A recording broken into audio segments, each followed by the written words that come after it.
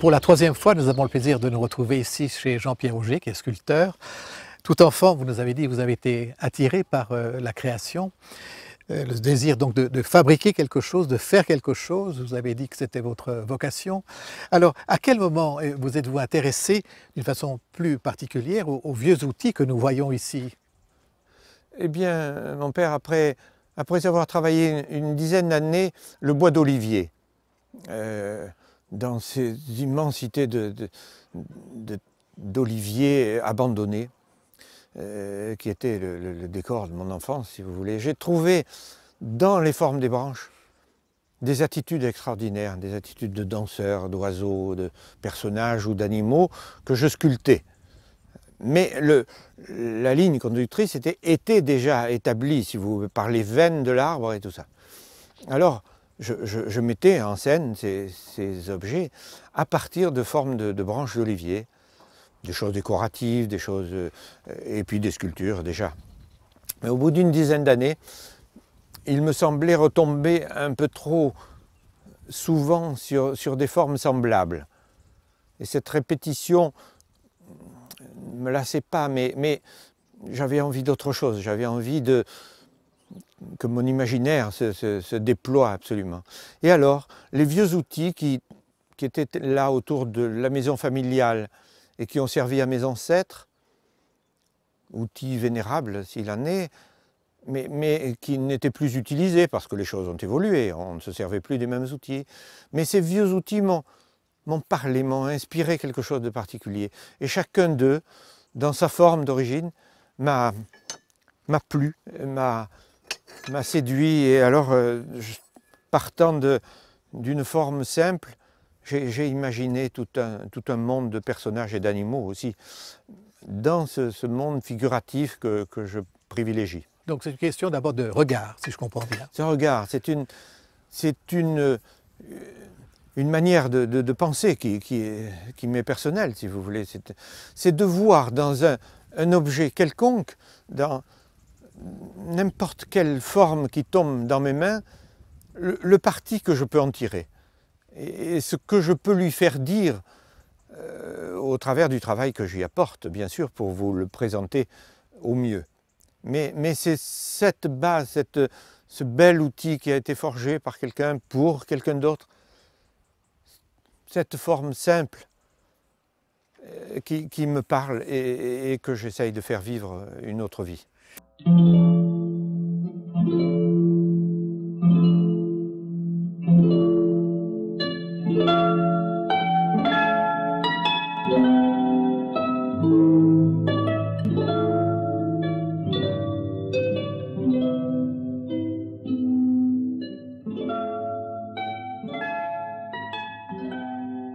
Est-ce qu'il vous arrive, par exemple, de penser à l'histoire, à l'emploi, autrefois, de ces outils?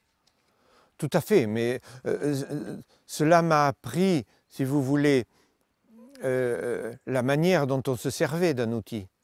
Son usure parle autant que sa forme originelle.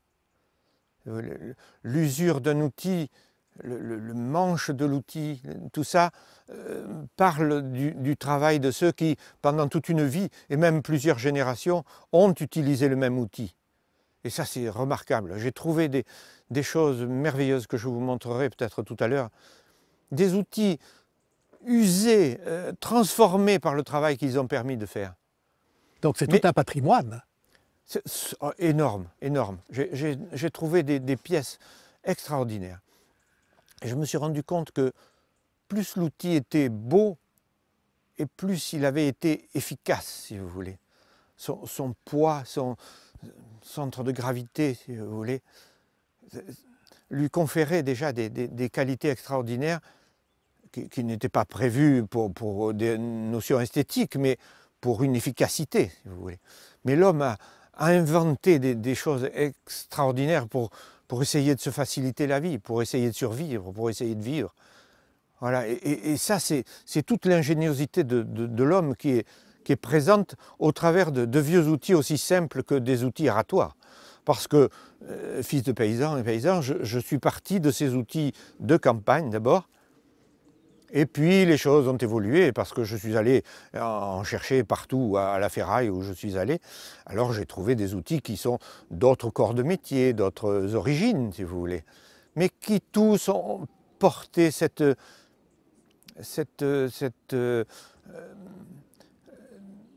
découverte de qu'est-ce qu'on va faire demain avec cet outil, qu'est-ce qu'on va pouvoir réaliser avec cet outil. Voilà, c'est le prolongement de la main de l'homme, quoi. C'est une recréation. C'est une recréation, c'est merveilleux.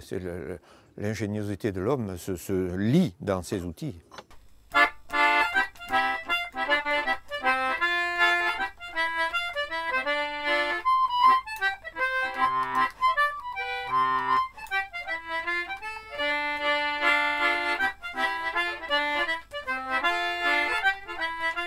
Allez, venez voir, père.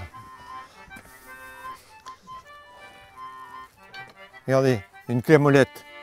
Mais moi, ça va devenir un petit canard comme ça. Vous voyez le cou du canard, là, déjà, la courbe. Voilà, ses plumes, le corps. Voilà, regardez. Là, j'en ai un dont j'ai raté un peu le bec, mais vous le voyez davantage tout de suite. Vous voyez passer devant vous, là. Voilà. Avec des vieilles bêches, toutes ces vieilles bêches qui ont été forgées par des forgerons de village, c'est vrai. Des choses simples comme ça, on peut les rapprocher. Vous allez voir, je vais vous faire une sainte famille là. Regardez. Vous voyez? Voilà, il suffit de mettre en scène des choses simples comme ça qui peuvent raconter des tas de choses. Regardez ces deux-là, là, comme ils vont s'aimer tous les deux. Voilà, celui-là est assis, l'autre l'entoure de sa tendresse.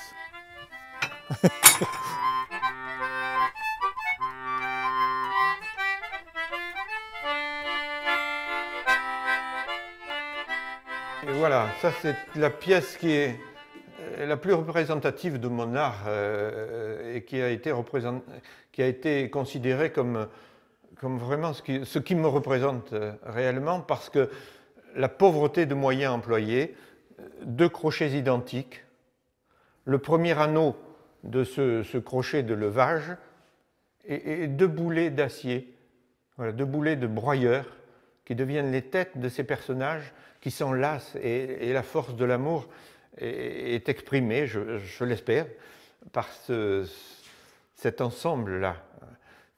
Pour moi, ça a été une surprise extraordinaire au moment où je l'ai créé, au moment où j'ai enlacé ces 2 crochets et où les anneaux sont tombés de cette façon. J'ai eu vraiment une très grande émotion parce que j'ai senti que quelque chose m'échappait complètement, mais quelque chose m'était proposé là. Voilà, ça a été une très grande joie de créer ce sujet qui s'appelle le couple crochet, qui est très connu. Donc il y a une part chez vous d'humilité finalement. Vous dites, tiens, pense. Je suis obligé de reconnaître que... Ah oui, que des choses me sont proposées, si vous voulez, par la beauté des outils qui ont été créés par quelqu'un qui les a réalisés pour une fonction bien précise, mais qui a voulu faire un bel outil pour qu'il soit très efficace, si vous voulez. Alors je suis respectueux de cette chose et j'introduis ma vision. Voilà ce que me propose cet outil, ou la force, ou l'élégance, et à moi de la mettre en scène.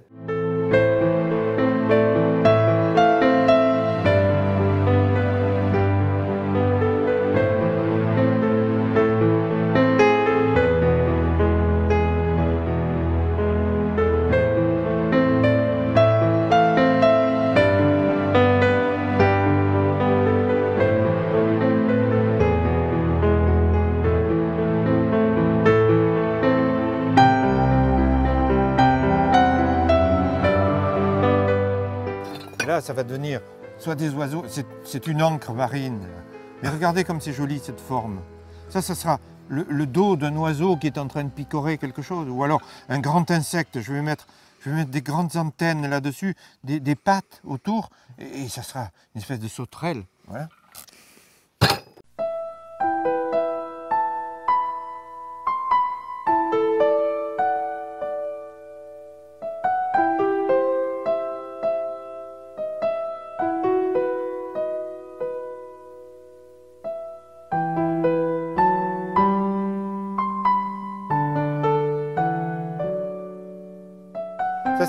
des dents de bulldozer usagées. Elles sont rongées, si vous voulez. Quand elles sont neuves, elles sont beaucoup plus grandes que ça, mais quand elles sont usées, elles deviennent une forme simple que je peux utiliser à toutes sortes de formes. C'est le buste altier d'une femme, ou la robe d'une grand-mère comme ça assise. Vous voyez là? Voilà, ça, vous mettez ça ici. Toc, ça y est, c'est le buste de la personne assise là. Voilà, sa tête sera là. Elle est inclinée, voilà, elle regarde le feu, elle est au coin du feu.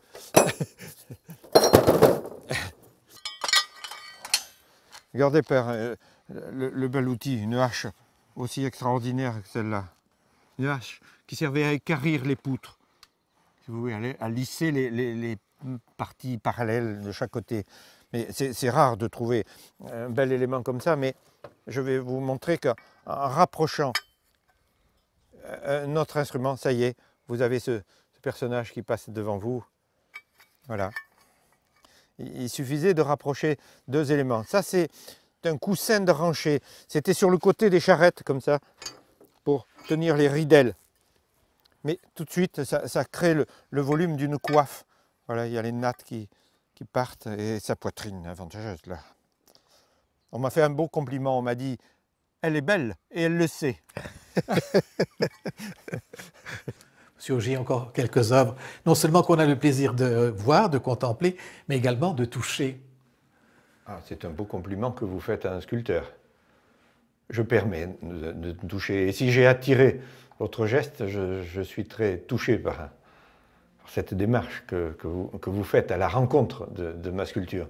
Sculpture, c'est un volume, c'est 3 dimensions, il faut toucher, il faut l'appréhender sous toutes ses faces. Voilà. Ici, elles vous sont présentées sous le meilleur angle, assez souvent.